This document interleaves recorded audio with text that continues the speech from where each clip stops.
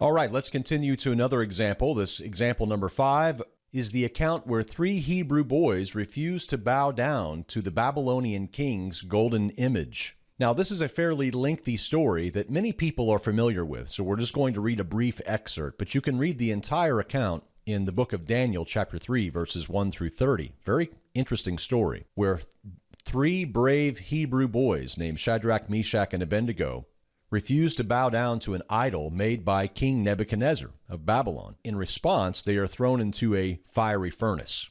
We'll read a little excerpt here from Daniel chapter 3, verse 16 through 18, which shows their response. Shadrach, Meshach, and Abednego replied to the king, "O Nebuchadnezzar, we do not need to give you an answer concerning this matter. If it be so, our God whom we serve is able to deliver us from the furnace of blazing fire, and he will deliver us out of your hand, O king. But even if he does not, let it be known to you, O king, that we are not going to serve your gods or worship the golden image that you have set up." So in this example, what is the ungodly request made by the government to God's people? That is to worship a false idol. And what is the godly response?